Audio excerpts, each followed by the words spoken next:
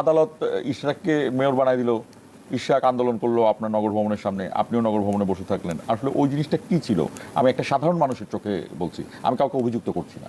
প্রথমত আপনি আপনার জায়গাটুকু ওই সময়টাতে ওই আদালতের ওই রায় এবং এটার প্রক্রিয়া নিয়ে অনেক আইনি জটিলতা ছিল, এবং যখন এই ইস্যুটা অ্যারাইজ করে তখন আমি উপদেষ্টা পরিষদ ঠিক না, প্রধান উপদেষ্টার সহ আর কয়েকজন গুরুত্বপূর্ণ উপদেষ্টার সাথে কনসাল্ট করি যে এটা আসলে কীভাবে। তখন এটা সরকারের উচ্চ পর্যায়ের সিদ্ধান্ত ছিল যে এটা একটা ফ্লাড গেট ওপেন করবে। আপনি একজনকে এইভাবে বিতর্কিত রায় আপনি দিলেন, দেওয়ার পরে তাহলে আরও অনেকে আসা শুরু করবে। কিন্তু একই বিষয় তো ডক্টর শাহাদাতের ক্ষেত্রে ঘটলো। ডক্টর শাহাদাতের ক্ষেত্রে এই যে দেখেন এখন পর্যন্ত জটিলতাটা আছে।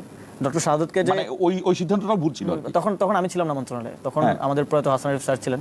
ডক্টর শাহাদাতকে যে দেওয়া হলো, আপনি তার না হচ্ছে মেয়াদ ঠিক করলেন না, এই পরিষদের মানে এই সিটি কর্পোরেশনের যে পরিষদ থাকে কাউন্সিলর সহ, এটার মেয়াদ কতদিন হবে এটা ঠিক করলেন, তার কার্যপরিধি কী হবে ঠিক করলেন না, তার স্ট্যাটাস কী হবে ঠিক করলেন না। ফলে এখন দেখেন, এখন কেউ বলে যে মেয়াদ নাই, কেউ বলে মেয়াদ আছে, মেয়াদ উত্তীর্ণ মেয়র।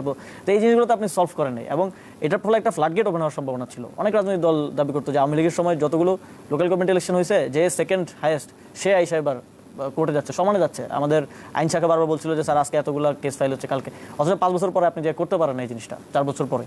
তো ওই আইনি জটিলতা ছিল, এবং এই জটিলতা নিরসন হইতে হইতে গ্যাজেটের মেয়াদ শেষ হয়ে গেছে। গ্যাজেটের মেয়াদ থেকে 1 মাস গ্যাজেটের মেয়াদ শেষ হয়ে গেল, এবং আন্দোলনটা যেটা ছিল, আন্দোলনটা আমার মনে হয় না যে মেয়র হওয়াটার মধ্যে ছিল। আন্দোলনটা ছিল সরকারের সাথে বিএনপির একটা নেগোসিয়েশন, একটা টেবিল তৈরি করার জন্য সরকারের সাথে বিএনপির একটা, তখন আমি বলবো যে কোল্ড ওয়ারের মতো একটা মনস্তাত্ত্বিক চলতেছিল, ওটা ফিক্স করার জন্য এই আন্দোলনের প্লটটা নির্মাণ করা হয়েছে।